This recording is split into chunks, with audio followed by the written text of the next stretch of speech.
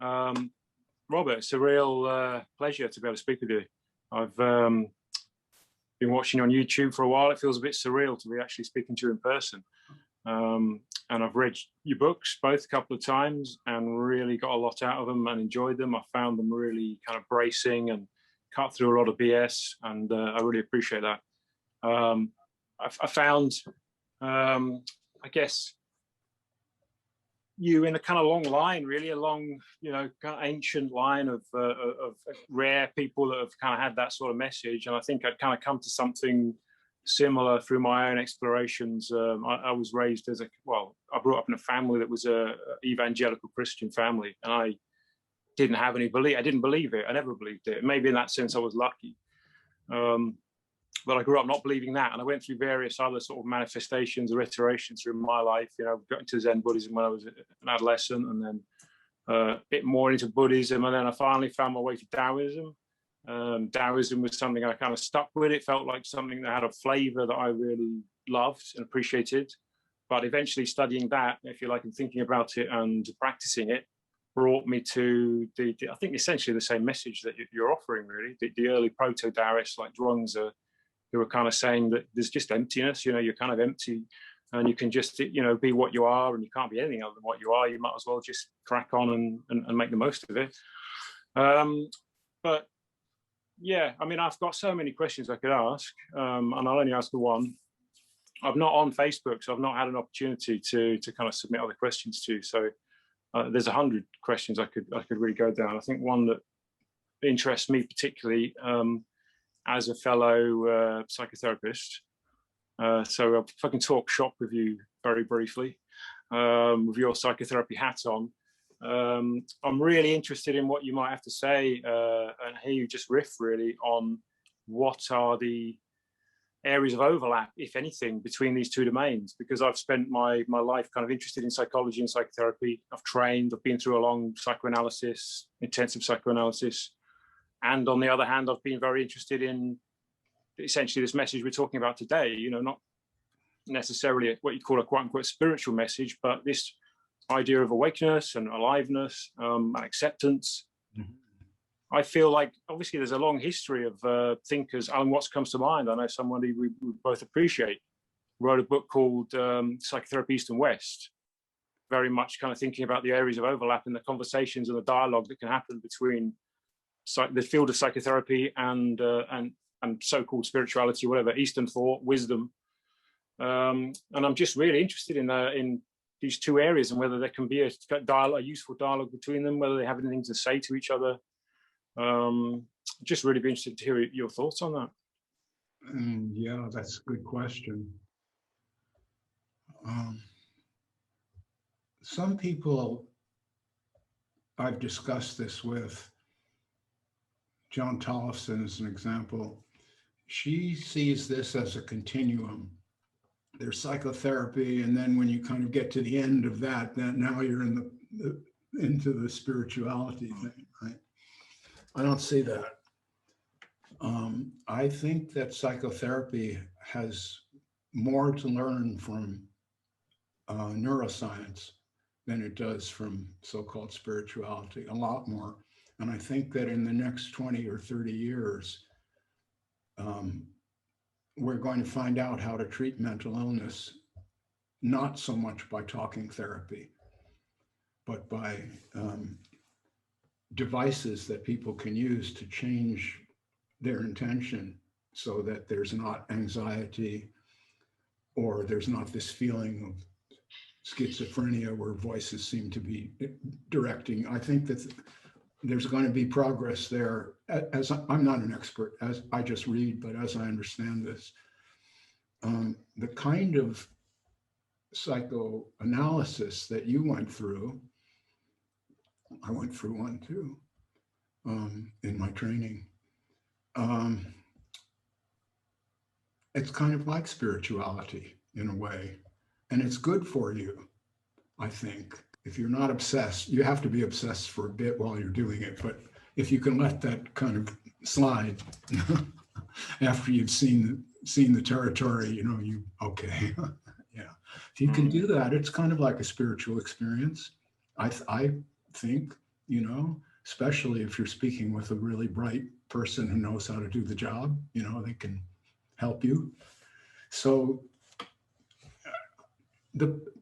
I'm kind of down on spirituality. I guess everyone knows that by now, but I don't mean that I'm down on these subtle experiences. I value them. I just don't think that blathering on about metaphysics is the way to induce those experiences. I think it hypnotizes people and keeps them from having the experiences, because the experience might not involve God. You see this, or love. You see, the experience might be very different from either one of those things that people, spiritual people, are always talking about as if that's just true because they say it is. Maybe a spiritual experience comes out of a deep despair. Who knows?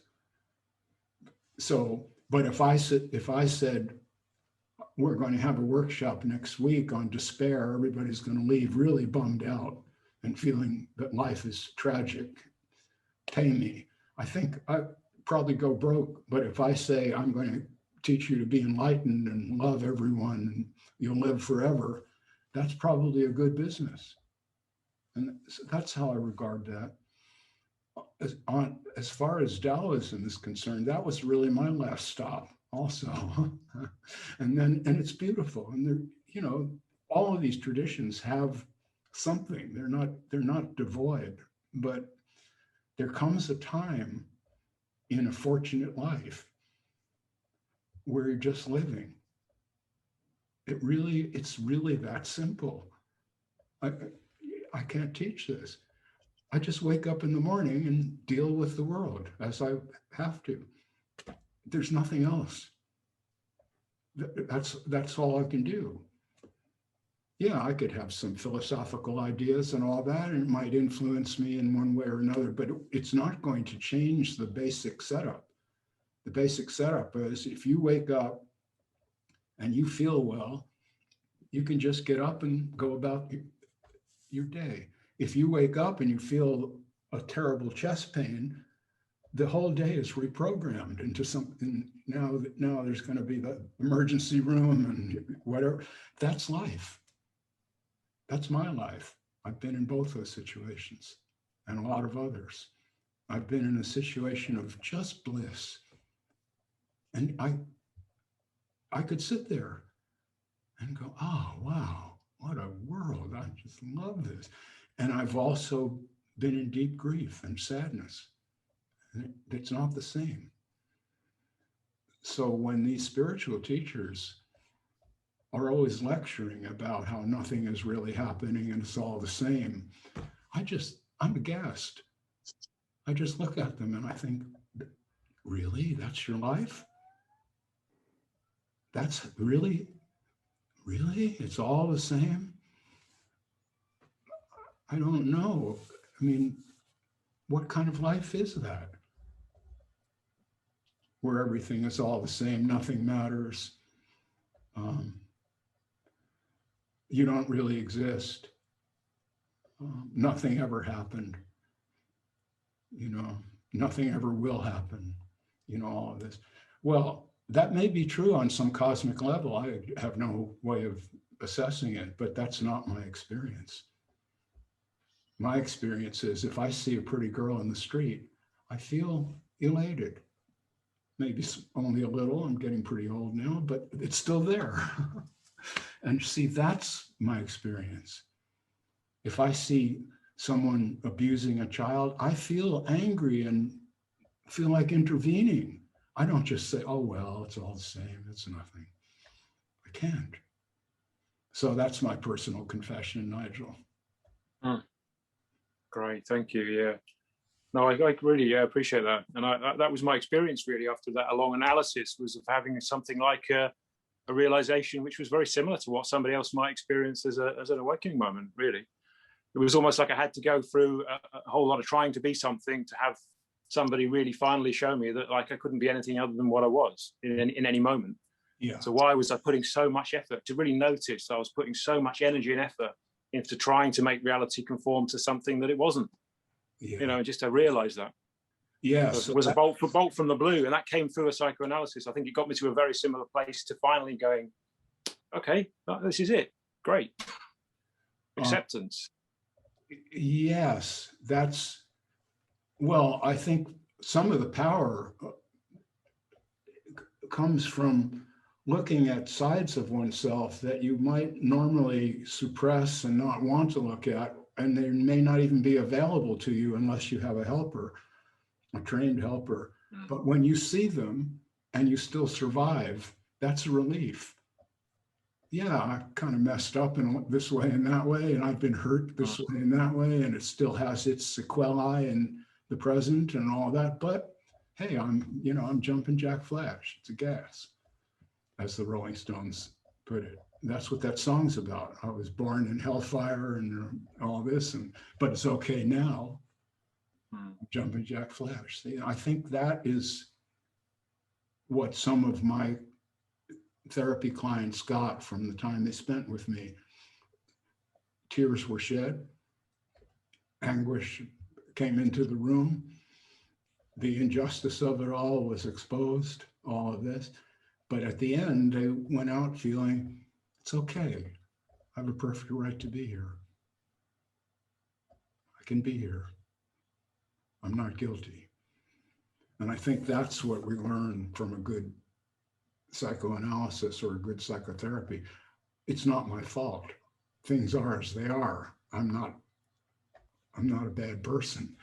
And if that can extend into I'm not the doer, then that's this, because, people look at me as kind of like Robert's awake, but all it is really is I know that I'm not doing this. And so I just relax and let the words come when I speak. When I cook, I just chop. See, that's what all the Zen people are always talking about, except I don't practice this. It just happens. The mind that takes credit isn't there. It's just not there. So whatever I find myself doing, I just do it. Sort it out later. Yeah. I think the beauty is that seems, there's like a radical kind of democracy to that. Everybody can access that potentially. Oh, well, there's a sort of radical democracy. It's kind of like can access all areas to anybody potentially, whether you're fully awake or you see yourself as awake. There's a passage in Zhuangzi where Confucius is sort of saying, he's talking about people who might have been like you, if you like, at that time, seen as being wandering. I think it's called something like wandering beyond the ordinary bounds, of the Confucian world. They're just outside of the ordinary kind of what's right, what's wrong. They don't make distinctions. They don't have those distinctions. They just accept. And Confucius kind of says, I can't do that. I'm a victim of heaven. And it's a really important passage, I think, because he kind of realizes that he's a victim of heaven. He's just not built like that. He can't do it. But then he accepts that he can't. And in that acceptance, he's kind of opening up to something. It's always available if you want to kind of accept your limitations wherever you are, whatever you're struggling with. And you can kind of face what you're experiencing. You don't have a choice in a way. Yeah, well, that's a really good point. And yes, that philosophical tradition has run through centuries of human thought, and it's always there. And it's what I call naturalism. I am the way I am. I didn't make it. And all I can do is, I can't stop it either. There's no way to actually